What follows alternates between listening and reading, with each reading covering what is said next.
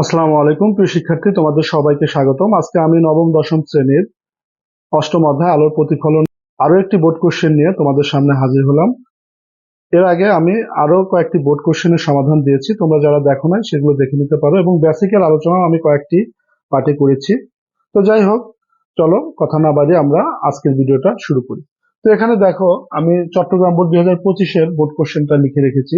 এখানে বলতেছে 25 centimetre focus দূরত্বের একটি অবতল দর্পণের সামনে 30 সেন্টিমিটার দূরে একটি লক্ষ্যবস্তু অবস্থিত। লক্ষ্যবস্তুকে আরো 35 সেন্টিমিটার পেছনে সরালে প্রতিবিম্ব দর্পণের দিকে এক্স দূরত্ব সরে আসে। তাহলে এক্স এর মান নির্ণয় করতে বলছে। তাহলে এখানে ফোকাস দূরত্ব 25, মানে এফ এর মান দেওয়া আছে। অবতল দর্পণের সামনে প্রথমে 30 সেন্টিমিটার দূরে একটি লক্ষ্যবস্তু রাখা হয়েছে। সেই ক্ষেত্রে আমরা বিম্বের দূরত্বটা বের করব। এরপরে এর সাথে আমরা আরো 35 যোগ করে দিয়ে বস্তুর দূরত্ব হবে সেটা, সেই বস্তুর দূরত্বের জন্য আমরা বিম্ব বের করব। তাহলে এই দুইটা বিম্বের দূরত্বের মধ্যে যে পার্থক্য পাবো, সেই পার্থক্যটাই হবে কিন্তু আমাদের এই এক্স এর মান। তাহলে চলো কথা না বাড়িয়ে আমি যদি একটু বোঝানোর জন্য আমরা এইটাকে অবতল দর্পণ। এখন ওরা বলতেছে যে অবতল দর্পণে ফোকাস দূরত্ব আমরা জানি যে এফ, ফোকাস দূরত্বটা এফ, এইটাকে বলতেছে 25 সেন্টিমিটার। তাহলে বক্রতার কেন্দ্রটা কি হবে? বক্রতার কেন্দ্রটা আরো 25, অর্থাৎ মোট কিন্তু হবে বক্রতার কেন্দ্র আরো 25 সেন্টিমিটার হবে। এটা কিন্তু দেয়া নাই, আমরা এটা থেকে বুঝে নিলাম, কারণ এফটা হলো সি এবং পি ঠিক মধ্যবিন্দু। তাহলে দেখো, লক্ষ্যবস্তু প্রথমে 30 সেন্টিমিটার, তাহলে এটা আমরা ধরলাম যে এই 30 সেন্টিমিটার দূরে লক্ষ্যবস্তুটাকে রাখছে। এখন এই ক্ষেত্রে আমরা কি করব? বিম্বের দূরত্ব বের করব। দেখো, তাহলে প্রথম ক্ষেত্রে আমাদের বস্তুর দূরত্ব ইউ সমান 30 সেন্টিমিটার। তারপর ফোকাস দূরত্ব এফ সমান 25 সেন্টিমিটার। তাহলে এক্ষেত্রে, আচ্ছা এগুলোকে আমরা অন লিখলাম। তাহলে বিম্বের দূরত্ব ভি অন সমান হট। তাহলে আমরা জানি 1/f 1/u1 প্লাস 1/v1। তাহলে এফ এর মান কত? এফ হলো 25, ইউ1 কত?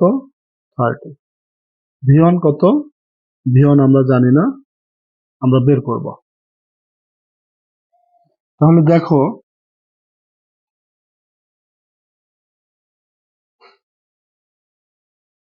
এখন 25 এবং 30-এর লসাগু কত?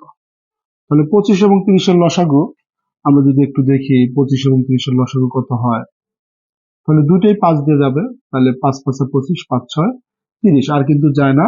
তাহলে 150 হবে আমাদের লসাগু। তাহলে অন গুণন 25, 150-কে 25 দিয়ে ভাগ করলে হবে 6,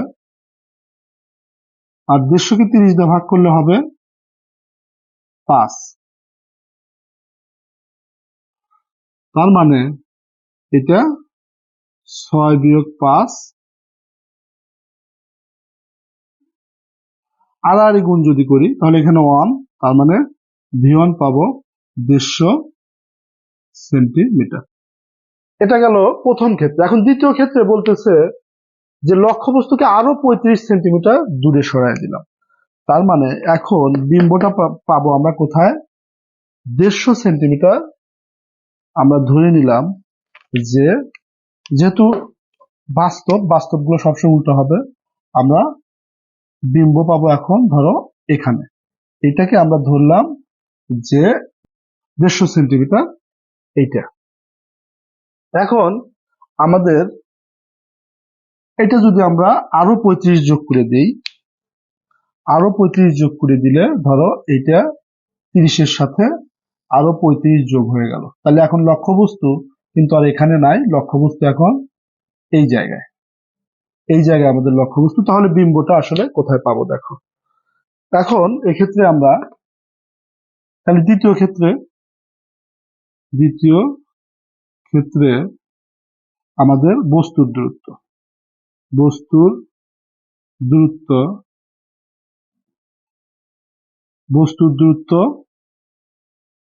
u2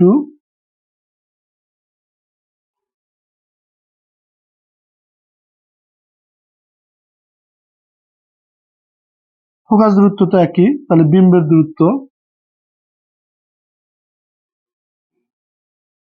দূরত্ব v2 ইকুয়াল হট।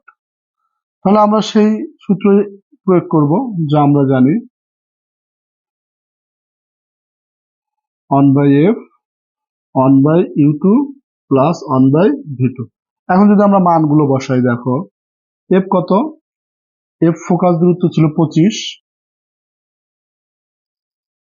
আর এটা আমরা বামে নিয়ে আসলাম 65 1/v2। এখন 65 এবং 25-এর যদি আমরা লসাগু করি তাহলে কত হয়, তাহলে 25 এবং 65-র লসাগু আমরা 5 দিয়ে যদি এটা করি, 5 5 25 এবং 5 13, তাহলে এটা লসাগু হলো আমাদের 25 গুণন 13, তাহলে লসাগু হচ্ছে আমাদের 325। 325-কে যদি আমরা 25 দ্বারা ভাগ করি তাহলে 13 হবে, অর্থাৎ 1 গুণন 13। আর 325-কে যদি আমরা 65 দ্বারা ভাগ করি তাহলে হবে আমাদের 5।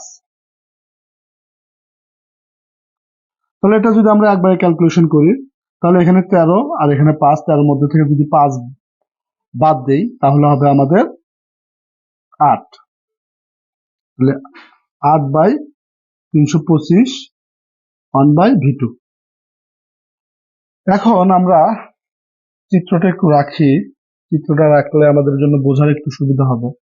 দেখো আমরা এখান দিয়ে করি, তাহলে আমরা v2টা আসলে কত পাবো, তাহলে আর গুণ করে দিলে 8-এর সাথে v2 গুণ হবে আর সাথে 325টা আমাদের থাকবে। তাহলে v2 325/8, তার মানে সুতরাং v2 আমরা পাচ্ছি 40.625 সেন্টিমিটার। এটা পেলাম আমরা v2, অর্থাৎ আগে, এখন আমাদের বিম্ব পাবো এই দিকে, এটা কত, এখন দূরত্ব হবে হলো 40.5, এইটুক হলো 40.625। তাহলে কতটুকু আগায় গেছে, আগে ছিল এখানে এখন গেছে এখানে, তাহলে আগাইছে কতটুকু।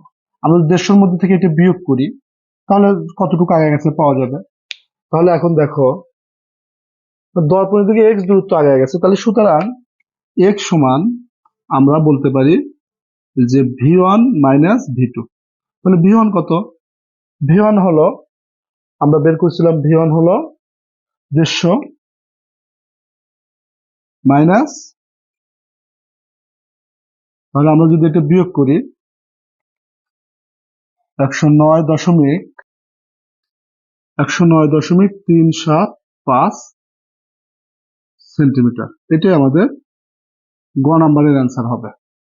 কারণ ঘ নাম্বারে বলতেছে উদ্দীপকের দর্পণে বাস্তব ও অবাস্তব উভয় ধরনের বিবর্ধিত প্রতিবিম্ব গঠন করা সম্ভব, রশ্মিচিত্রের সাহায্যে বিশ্লেষণ করা। তাহলে বাস্তব বিবর্ধিত প্রতিবিম্ব পেতে চাইলে আমাদের কিন্তু লক্ষ্যবস্তুকে রাখতে হবে ফোকাস এবং বক্রতার কেন্দ্রের মাঝে। ফোকাস এবং বক্রতার কেন্দ্রের মাঝে যদি আমরা লক্ষ্যবস্তুকে রাখি তাহলে সেক্ষেত্রে আমরা বাস্তব এবং বিবর্ধিত বিম্ব পাবো। তাহলে এখানে যখন লক্ষ্যবস্তু ফোকাস ও বক্রতার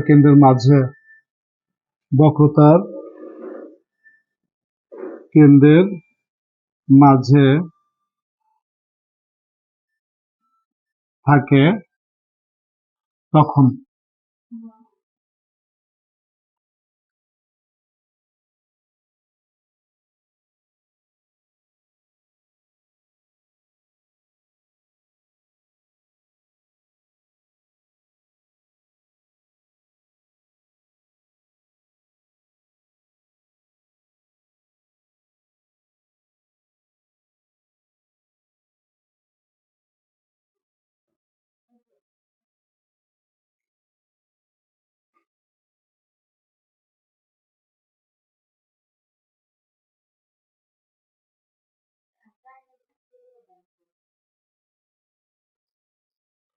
তাহলে আমরা বললাম কি, যে লক্ষ্যবস্তু ফোকাস ও বক্রতার কেন্দ্রের মাঝে থাকে তখন। তাহলে এটা ফোকাস এবং এটা বক্রতার কেন্দ্র, তাহলে এর মাঝে যদি আমরা রাখি, তাহলে দেখো আমরা ওই যে আমার 4 নাম্বার পার্টে আমি যে অবতল দর্পণের ক্ষেত্রে 6 নিয়মের মাধ্যমে যেটা আমি দেখিয়েছিলাম, যেটা ছিল আমাদের 4 নাম্বার পজিশন, তাহলে বিম্ব পাওয়া যাবে 2 নাম্বার পজিশন, অর্থাৎ বক্রতার কেন্দ্রের বাইরে।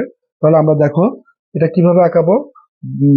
এটা আমাদের প্রধান অক্ষের সমান্তরালে একটা আলোক রশ্মি যাবে, সেই আলোক রশ্মিটা যে দর্পণের উপর পড়বে এবং এটা এটা ফোকাস বিন্দু দিয়ে প্রতিফলিত হবে। এটা ফোকাস বিন্দু দিয়ে প্রতিফলিত হবে। তাহলে এখান দিয়ে এটা প্রতিফলিত হবে। তাহলে আমরা এ বি যদি লক্ষ্যবস্তু চিন্তা করি, তাহলে দেখো তাহলে আর একটা আলোক রশ্মি কিভাবে আপাতিত হবে দর্পণের উপরে, ফোকাস বিন্দু থেকে আপাতিত হবে। ফোকাস বিন্দু দিয়ে দর্পণের উপর আপাতিত হবে এবং এটা প্রধান অক্ষের সমান্তরালে প্রতিফলিত হবে।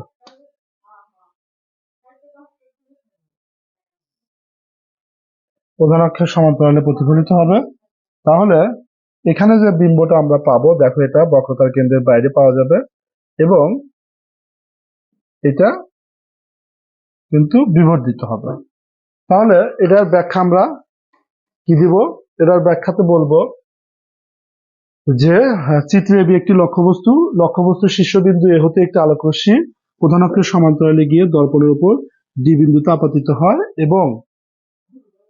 এবং প্রতিফলিত হয়ে ফোকাস বিন্দু দিয়ে ডিই পথে যায়।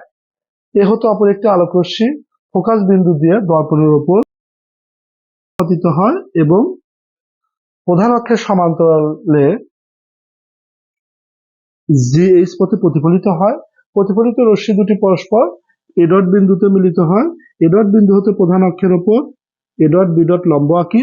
সুতরাং এ ডট বি ডটই হবে এ বি লক্ষ্যবস্তুর প্রতিবিম্ব। তাহলে অবস্থান কোথায়? বক্রতার কেন্দ্রের বাইরে। তারপরে তোমার প্রকৃতি উল্টো ও বাস্তব এবং আকৃতি বিবর্ধিত। তাহলে এখানে কি বলছিল? যে বাস্তব বিবর্ধিত প্রতিবিম্ব গঠন করা সম্ভব। আমরা প্রথম অংশটা করলাম, এখন অবাস্তবের ক্ষেত্রে আমরা করব। কথাগুলো তোমরা লিখে নিও, আমি যে কথাগুলো বললাম এটা একটু লিখে নিও তোমরা। মেরুর মাঝে থাকলে তখন।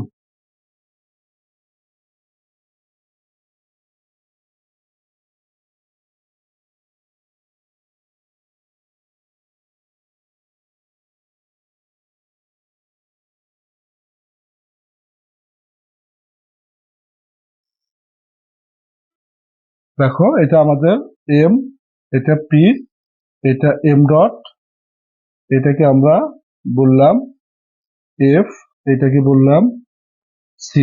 তাহলে এখন লক্ষ্যবস্তু কোথায় থাকবে? বলছি ফোকাস ও মেরুর মাঝে, অর্থাৎ এফ আর পি এখানে এর মাঝে যদি থাকে, তাহলে দেখো আমাদের এটাকে আমরা এখন ধরলাম এবি। এখন এখান থেকে এবি শীর্ষ এ হতে একটা আলোক রশ্মি প্রধান অক্ষের সমান্তরালে গিয়ে দর্পণের উপরে পড়বে এবং প্রতিফলিত হয়ে ফোকাস বিন্দু দিয়ে কিন্তু যাবে। দর্পণের পিছনে আমরা ডট ডট দিয়ে আঁকাই।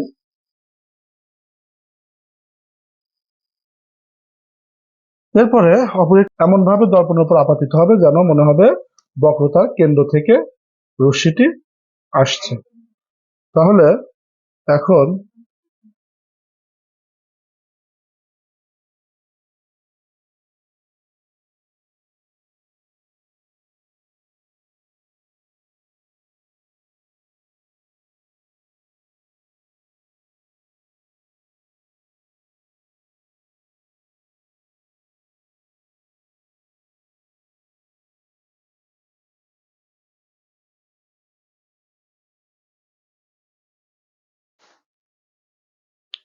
তাহলে এক্ষেত্রে দেখো আমরা কিভাবে যে যখন লক্ষ্যবস্তু ফোকাস ও মেরুর মাঝে থাকে তখন,